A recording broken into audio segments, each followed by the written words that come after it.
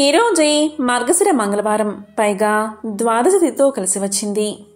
ఎంతో పవిత్రమైన విశేషమైన ఈరోజు ఈ కథను వింటే చాలు జన్మల దరిద్రం తొలగి లక్ష్మీ కటాక్షం కలుగుతుంది.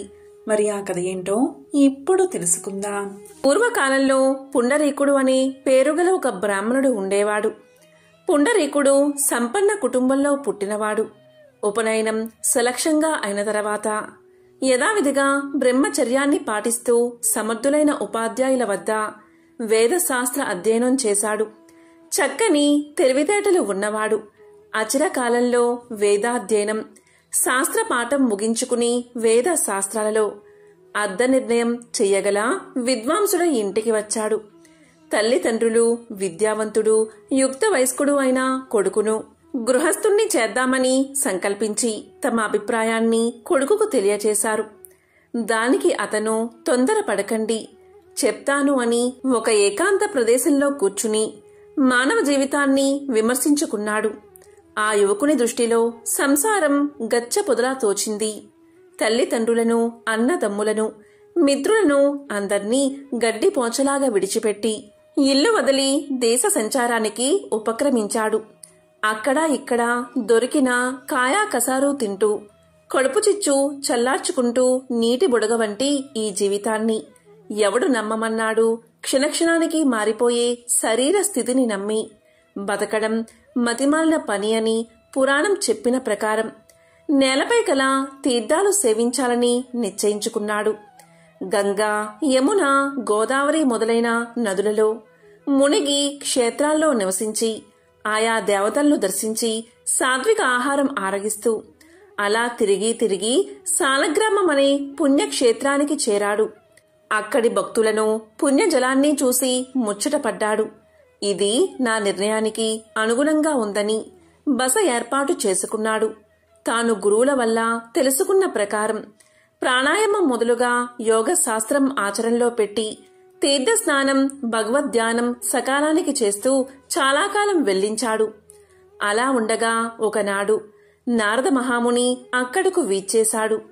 పుండరీకుడు నారదుడి దివ్య తేజస్సును, మూర్తి సౌభాగ్యాన్ని చూసి ఆశ్చర్య ఆనందాలతో స్వాగతం చెప్పి తన పర్ణశాలికి సబహుమానంగా తోడ్చుకు వెళ్లాడు. అర్ఘ్యపాద్యాదులు ఇచ్చి ఆసనం చూపాడు. అప్పుడు నారదుడు చిరునవ్వుతో ఆసనాసీనుడై మౌనంగా పుండరీకుణ్ణి పరిశీలనగా చూస్తున్నాడు.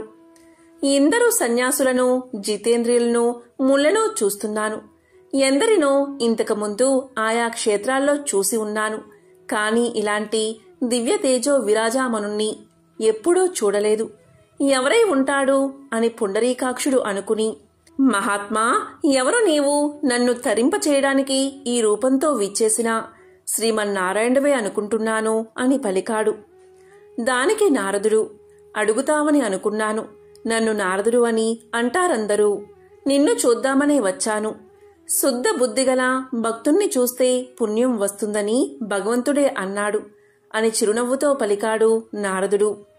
నారదుని మాట వినగానే లేచి పుండరీకుడు 2 చేతులు జోడించి నమస్కారం చేసి ఇలా పలికాడు. కృతార్థున్నయ్యాను మహానుభావా, నీ దర్శనం దైవ దర్శనమే. నా మనవి విను. పరమార్థ సాధనకు ప్రధానమైన సాధనమేదో సెలవిచ్చి నన్ను ధన్యుణ్ణి చేయవలసిందని ప్రార్థిస్తున్నాను అని అనగా, దానికి నారదుడు, పుండరీక, కూర్చో చెప్తాను అన్నాడు. పుండరీకుడు పరమానందంగా కూర్చున్నాడు. పరమార్థ జ్ఞాన విషయం నారదుడు ఇలా చెప్పాడు. పుండరీక, శాస్త్రాలు అని చెప్పిన కర్మలు చాలానే ఉన్నాయి. అలాగే ధర్మ మార్గాలు కూడా ఉన్నాయి. ఈ జగమంతా అవ్యక్తమైన ఆది పదార్థం నుంచి పుడుతుంది. అందే లీనమవుతుందని వేత్తలు చెప్తున్నారు. ఒక్కొక్కరు ఒక్కో విధంగా చెప్పిన మతము ఉంది. అదంతా అలా ఉండని, అదంతా సమన్వయం చేసి ఒకప్పుడు మా నాయన నాకు చెప్పింది పరమ గోప్యమైన ఆధ్యాత్మిక విషయం. సంసార బంధం నుంచి విడుదల కలిగించేది చెప్తాను. విను శ్రద్ధగా పుండరీక. నారాయణుడే పరబ్రహ్మ, నారాయణుడే పరతత్వం, నారాయణుడే పరంజ్యోతి, నారాయణుడే సర్వజీవుల ఆత్మ, నారాయణుడే పరమాత్మ. ఈ జగత్తును లోపల పైన వ్యాపించి ఉన్నది నారాయణుడే. నమో నారాయణ అనేది ప్రణవపూర్వకంగా నిశ్చలమైన మనస్సుతో నిత్యము ధ్యానం చేస్తూ జపిస్తే చాలు. అదే పరమజ్ఞానం. ఇంతకంటే పరమార్థాన్ని తెలిపేది లేదు, పరమార్థమూ లేదు అని శాస్త్రాలను, అన్ని మతాలను, అందరూ శాస్త్రకారుల వాక్కులను పరిశీలించి నేను చెప్పేది ఇది ఒక్కటే. పుండరీక అదా ఇదా అని భ్రాంతిని కలిగించే శాస్త్ర వాక్కులను మర్చిపో. నారాయణ్ణి నమ్మి మనసారా ధ్యానించు. అలా ప్రవర్తిస్తే త్వరగా విష్ణు సాయుధ్యాన్ని పొందుతావు. మళ్ళీ చెప్తున్నాను విను. ఓం నమో నారాయణాయ అనే మంత్రమే సర్వాంత సాధకం. వస్తాను అని బోధించి నారదుడు వెళ్ళిపోయాడు. ఇంకా చెప్పేదేముంది? పుండరీకుడు నారాయణ మంత్ర జపంలో, నారాయణ నామస్మరణలో రెండవ నారదుడు అయిపోయాడు. సర్వ జగత్తును విష్ణుమయంగా భావించి ధ్యానించి అచిరకాలంలో చరితార్థుడు అయ్యాడు. శాలిగ్రామ క్షేత్రంలో చిరకాలం తపస్సు చేశాడు. శ్రీహరి గురించి అతని తపస్సుకు సంతృప్తుడై పుండరీకాక్షుడు పుండరీకుని అక్షుర సఫలం అయ్యేటట్లు దర్శనం ఇచ్చాడు. శ్రీహరి దర్శనం కాగానే పుండరీకుడు సాష్టాంగ నమస్కారం చేసి లేచి చేతులు జోడించి ప్రార్థించాడు. అప్పుడు శ్రీహరి, పుండరీక కోరుకో వరమని అనగా పుండరీకుడు ఇలా అన్నాడు, ప్రభు, ఏమి కోరాలో నాకు తెలియదు, ఏమిచ్చినా సంతోషమే అన్నాడు. దానికి శ్రీహరి చిరునవ్వు నవ్వి, సరే రా, ఈ గరుడిని మూపిపై నా వెనుక కూర్చో, నాతో వైకుంఠానికి రా, నా రూపాన్ని ధరించి నిత్యము నా వెనుకే ఉంటూ నాతోనే ఉండు అని చెయ్యి పట్టుకుని వాహనం మీదకు తీసుకున్నాడు ఆ శ్రీహరి. ఆ సమయంలో దేవదుందుబులు మోగాయి. దేవతలు జయ శబ్దాలతో మందార కుసుమ వర్షాన్ని ఆనందంగా కురిపించారు. అలాంటి జగదానంద స్థితిలో జగదీశ్వరుడు పుండరీకాక్షుడు పుండరీకుణ్ణి తనతో సహా గరుడారూఢుణ్ణి చేసి వైకుంఠానికి తీసుకు వెళ్లిపోయాడు అని చెప్పి సూతుడు భరద్వాజునితో అన్నాడు, మునీశ్వర, పరమార్థ సాధకం తెలిసిందా? దీన్ని మన్నం చేస్తూ జగదీశ్వరుడైన విష్ణువును నమ్మి కీర్తించడమే కలిమానవులకు మంచిది. ఇదే మోక్షప్రదం. బ్రతికి ఉన్నంతకాలం ఇలాలో సుఖాన్ని కలిగిస్తుంది అని సూత మహర్షి భరద్వాజునికి తెలియచేశాడు. ఎంతో పవిత్రమైన విశేషమైన ఈ కథను విన్నవారికి ఆ లక్ష్మీనారాయణల అనుగ్రహం తప్పనిసరిగా కలుగుతుంది. జీవితంలో సకల శుభాలు పొంది చివరికి మోక్షాన్ని పొందుతారు. ఒకానొక సమయంలో మహానగరం అనే పెద్ద పట్టణానికి దూరంగా ఒక చిన్న పల్లెటూరు ఉండేది. ఆ పల్లెటూరులో ధర్మయ్య అని ఒక పేదవాడు నివాసం ఉండేవాడు. అతను రోజంతా కష్టపడినా కూడా 2 పూటలా గడపడమే కష్టంగా ఉండేది. ధర్మయ్యకు లక్ష్మీదేవిపై అపారమైన భక్తి. ధర్మయ్య ప్రతి శ్రావణ శుక్రవారం రోజు తన పేదరికాన్ని సైతం లెక్క చేయకుండా తనకున్న కొద్దిపాటి వనరులతో లక్ష్మీదేవిని అత్యంత భక్తి శ్రద్ధలతో పూజించేవాడు. తన కష్టాలు తీరాలని కాదు, తనలాంటి పేదలందరికీ మంచి జరగాలని కోరుకునేవాడు. అదే రాజ్యాన్ని ప్రతాపసింహుడు అనే ఒక మహారాజు పరిపాలించేవాడు. అతను చాలా శక్తివంతుడు. కాని అతను మాంత్రికులను, జ్యోతిష్యులను ఎక్కువగా నమ్మేవాడు. అతని ఆస్థానంలో కాళికాచార్యుడు అనే ఒక దుష్ట మాంత్రికుడు ఉండేవాడు. కాళికాచార్యుడు తన మాంత్రిక శక్తులతో రాజును ప్రభావితం చేస్తూ అకృత్యాలకు పాల్పడుతూ ఉండేవాడు. కాళికాచార్యుడు ఎంతో దుష్టబుద్ధి కలవాడు. అతని ప్రధాన లక్ష్యం ఏంటి అంటే నిధులను గుర్తించి వాటిని సొంతం చేసుకోవడం. ఇలా ఉండగా ఒక శ్రావణ శుక్రవారం నాడు ధర్మయ్య ఎప్పటిలాగానే పూజ ముగించుకుని ప్రశాంతంగా తన పొలం వైపు వెళ్తున్నాడు. అలా వెళ్తూ వెళ్తూ అక్కడ ఉన్న ఒక పాత రావి చెట్టు మొదల వద్దకు అతను రాగానే అతని కాలు ఏదో ఒక గట్టి వస్తువుకు తగిలింది. అది ఏంటి అంటే ఒక పాత కుండ. ధర్మయ్య ఆ కుండను తెరిచి చూడగా అతని కళ్ళు జిగేలుమన్నాయి. ఆ అదృశ్య దేవత లక్ష్మీదేవి ఆశీర్వాదం లభించిందని ధర్మయ్యకు అర్థమైంది. దీంతో ధర్మయ్య ఆ నిధిని తన ఇంటికి తీసుకువెళ్లి దానిని ఎవరికీ తెలియకుండా జాగ్రత్తగా దాచాడు. ఈ సంఘటన గురించి కాళికాచార్యుడు తన మాంత్రిక శక్తుల ద్వారా తెలుసుకున్నాడు. ఆ బంగారు నిధి తనదే అని, దాన్ని ఎలాగైనా పొందాలని కుట్రపన్నాడు. దీంతో వెంటనే కాళికాచార్యుడు మహారాజు దగ్గరకు వెళ్లి ఇలా పలికాడు. మహారాజా, మన రాజ్యానికి ఒక గొప్ప అదృష్టం పట్టింది. మన రాజ్యంలోని ధర్మపురము అనే పల్లెటూరులో ధర్మయ్య అనే ఒక పేదవాడికి శ్రావణ శుక్రవారం నాడు భూమిలో దాగి ఉన్న అపారమైన బంగారు నిధి దొరికింది. అది మన రాజ్యానికి చెందిన సంపద. మీరు వెంటనే ఆ నిధిని స్వాధీనం చేసుకోండి అని చెప్పాడు. దీంతో మహారాజు ఎంతగానో ఆశ్చర్యపోయాడు. ఒక పేదవాడికి నిధి దొరకడమా, అది ఎలా సాధ్యమని అడిగాడు. దానికి ఆ మాంత్రికుడు నవ్వుతూ, మహారాజా, ఇది మాంత్రిక శక్తుల మహిమ. ఆ నిధికి అధిపతి ఎవరో కాదు, దుష్ట శక్తులే. ఆ నిధిని మీరు స్వాధీనం చేసుకుంటే మన రాజ్యం సుభిక్షంగా ఉంటుందని అబద్ధం చెప్పాడు. ఇక మహారాజు కాళికాచార్యుడి మాటలు నమ్మి సైనికులు పంపించి ధర్మయ్య ఇంటిని సోదా చేయించాడు. దీంతో సైనికులు ఆ బంగారు కుండను కనుక్కుని మహారాజు ముందు ఉంచారు. మహారాజు ఆ బంగారు నాణాల కుండను చూసి మురిసిపోయాడు. అతడు ధర్మయ్యను పిలిపించి ఇలా పలికాడు. ధర్మయ్య, ఈ నిధి నీకు ఎలా దొరికింది? ఇది దుష్ట శక్తులకు సంబంధించింది అని మా మాంత్రికుడు చెబుతున్నాడు. దీనిని రాజ ఖజానాలో జమ చెయ్యాలి అని ఆదేశించాడు. దీనికి ధర్మయ్య ఏమాత్రం భయపడకుండా వినయంగా ఇలా చెప్పాడు. మహారాజా, నేను మహాలక్ష్మీదేవి యొక్క భక్తుడిని. ప్రతి శ్రావణ శుక్రవారం రోజు నేను అమ్మవారిని పూజిస్తాను. ఈ నిధి అమ్మవారే నాకు ప్రసాదించింది. ఇది దుష్ట శక్తులకు సంబంధించింది కాదు. ఈ నిధి నా కోసం కాదు మహారాజా, మా పల్లెటూరులో ఉన్న పేదల కష్టాలు తీర్చడానికి ఉపయోగిద్దామని అనుకుంటున్నాను అని చెప్పాడు ధర్మయ్య. ఇది విన్న కాళికాచార్యుడు పకపకా నవ్వి, ఒక పేదవాడికి నిధి దొరకడమా? ఇదంతా మాయ మహారాజా, వీడు అబద్ధం చెప్తున్నాడు. దీన్ని స్వాధీనం చేసుకోవడమే మంచిది అని మహారాజుకు విన్నవించాడు. ఇక కాళికాచార్యుడి మాటలకు ప్రభావితుడైన మహారాజు, ధర్మయ్య, ఈ నిధిని రాజు ఖజానాలో జమ చెయ్యాల్సిందే. నీవు ఈ నిధి గురించి అబద్ధం చెప్పినందుకు నిన్ను బంధిస్తాను అని ఆజ్ఞాపించాడు. ఇదంతా విన్న ధర్మయ్య మనసులో లక్ష్మీదేవిని తలుచుకున్నాడు. తల్లి, నీవే సాక్షి. నా నిస్వార్థ భక్తికి నా నిజాయితీని కాపాడు అని వేడుకున్నాడు. అదే క్షణంలో ఒక అద్భుతం జరిగింది. ధర్మయ్య పూజించిన లక్ష్మీదేవి చిత్రపటం నుంచి ఒక దివ్యమైన కాంతి బయటకు వచ్చింది. ఆ కాంతి మాంత్రికుడైన కాళికాచార్యుడి మీద పడింది.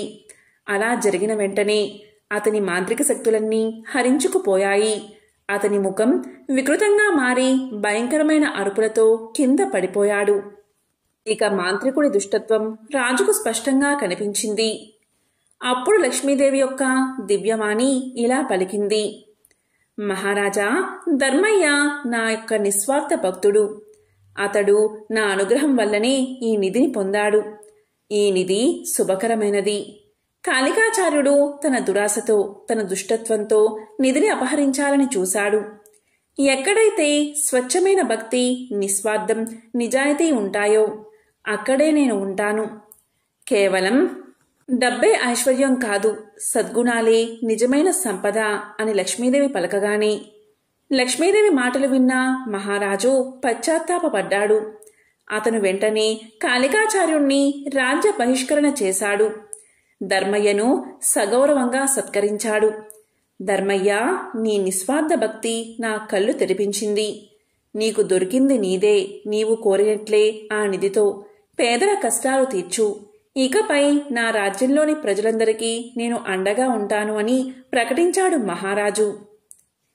ఇక ధర్మయ్య దొరికిన డబ్బుతో పేదలందరికీ ఇల్లు కట్టించాడు, బావులు తవ్వించాడు, వ్యవసాయాన్ని ప్రోత్సహించాడు. ఇక మహారాజు నిజమైన దయాగుణం ఉన్న పాలకుడిగా మారి తన ప్రజల సంక్షేమం కోసం పాటుపడ్డాడు. పూర్వకాలంలో మధ్య దేశంలో నంది అనే గ్రామం ఉండేది. దానిలో నివసిస్తున్న బ్రాహ్మణుడు సద్గుహస్తుడు.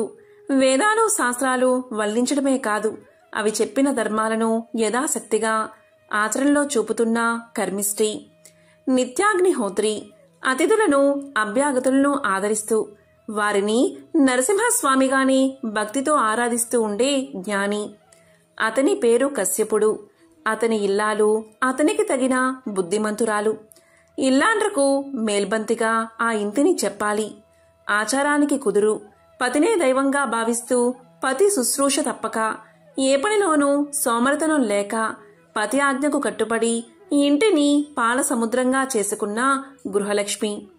ఆ ఇల్లాలి పేరే సావిత్రి. ఇక నంది గ్రామానికి ఆమడ దూరంలో ఒక చిన్న గ్రామం ఉంది. ఆ గ్రామంలో యజ్ఞశర్మ అనే బ్రాహ్మణుడు నివసిస్తూ ఉండేవాడు. బాగా చదువుకోకపోయినా పురోహిత వృత్తికి తగిన స్మార్త ప్రక్రియ చేయించడానికి తగినంత చదువు కలవాడు. ఆ ఇంట ఈ ఇంట పొరుగు ఊళ్ళల్లో నోములు వ్రతాలు చేయిస్తూ వాటితో వచ్చే బియ్యం పిండే తెచ్చి భార్యకి ఇస్తూ కాలాన్ని వెళ్లిస్తున్నాడు. చెప్పవలసి వస్తే బీదవాడనే చెప్పాలి. అతని భార్య పేరు రోహిణి. ఆమె సర్వ శుభలక్షణాలు కల బుద్ధిమంతురాలు. ఏ దశలోనూ పతికి వ్యతిరేకంగా మాట్లాడి ఎరగని సాధ్వి. పతిసేవ గృహ జీవనానికి నావ అని త్రికరణ శుద్ధిగా నమ్మి అలాగే నడుస్తున్న ఇల్లాలు. ఆ దంపతులకు కలగక ఒక కొడుకు కలిగాడు. వానికి యజ్ఞశర్మ జాతకర్మ నామకరణం సక్రమంగా చేసి దేవశర్మ అనే పేరు పెట్టాడు. పిల్లవాడు చక్కగా పెరిగి 5 ఏళ్లు కాగానే, అక్షరాభ్యాసం 7 ఏళ్లు రాగానే ఉపనయనం చేశాడు. ఆకస్మికంగా యజ్ఞశర్మ కన్ను మూశాడు. కొడుకు తల్లి అనాథ జీవులు అయ్యారు.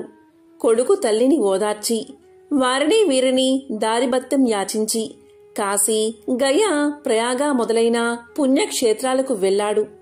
తండ్రికి యథావిధిగా పౌరలౌకిక క్రియాకాండ నిర్వర్తించాడు. అలాగే దేశాటనం చేసి నంది గ్రామానికి వచ్చి అక్కడ ఊరి బయట ఒక దేవాలయంలో ఉంటూ జపం తపం చేస్తూ ఉన్నాడు. అనుష్ఠానం అయ్యాక గ్రామంలోకి వెళ్లి ఏ ఇల్లాలో ఆదరించి పెట్టిన భిక్షాన్నంతో ఆకలి తీర్చుకుంటూ కాలక్షేపం చేస్తున్నాడు. తదేక దీక్షగా జపతపాలు సాగిస్తున్నాడు. ఒకనాడు చెరువులో అతను స్నానం చేసి ఆలయం ఆవరణలో ఉన్న చెట్టు కింద కట్టుబట్ట ఆరవేసి జపానికి కూర్చున్నాడు. అంతలో ఆరని ఆ బట్ట మీద రెట్టలు పడ్డాయి. ఏమిటా అని పైకి చూశాడు. కొమ్మ మీద తెల్లని కొంగ, నల్లని కాకి. కోపంతో బెదురుగుడ్డుతూ చూశాడు. ఆ కోప దృష్టికి కొంగా కాకి అక్కడికక్కడే చచ్చి టప్ టప్ మని కిందపడిపోయాయి. బట్ట మీద రెట్టవేసినందుకు చచ్చాయి. చావని అని మొదట సంతోషించాడు. కాని క్షణకాలమయ్యాక అయ్యో నోరెరగని పక్షులు నా కోపాగ్నికి ఆహుతి అయిపోయాయే అని ఎంతో బాధపడ్డాడు. ఒక కర్ర తెచ్చి ఆ రెండిటిని దూరంగా పారేసి చెరువులో కట్టుబట్టను శుద్ధి చేసి స్నానం చేసి ఆలయానికి వచ్చాడు.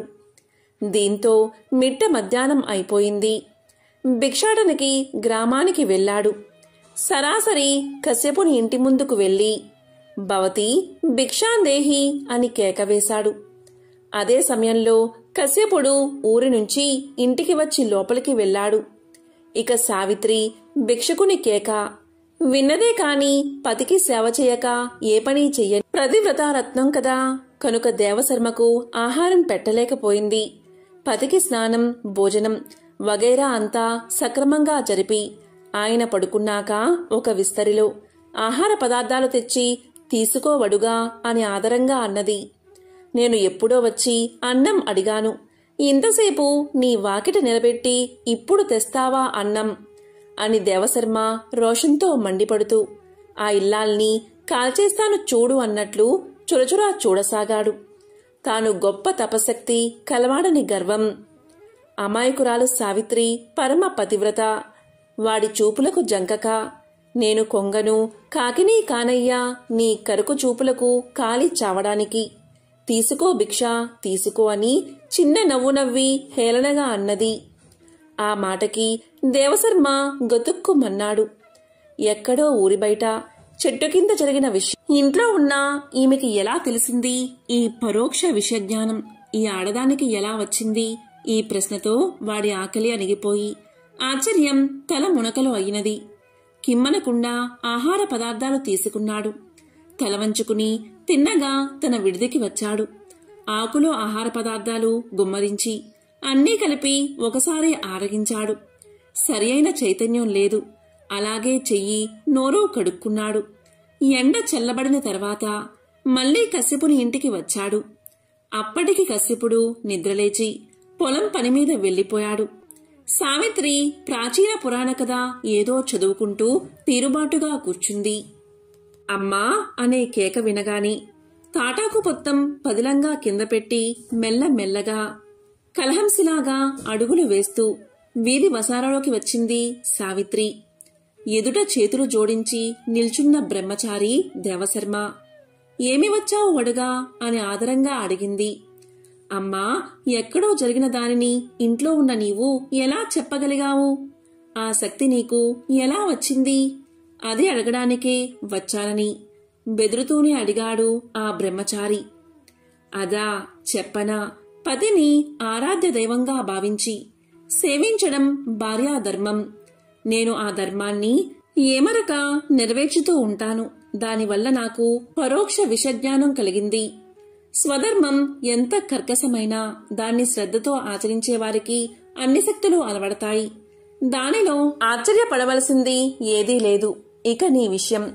నిన్ను 9 మాసాలు మోసి దుర్భర ప్రసవ వేదన భరించి కని నిన్ను కళ్ళల్లో వత్తి పెట్టుకుని పెంచిన తల్లిని, పైగా అనాథను, నీపై ఆధారపడి ఉన్న వ్యక్తిని గాలికి వదిలేసి నువ్వు ఇక్కడ చేసే జపము, తపము, అర్థంలేని పనులు.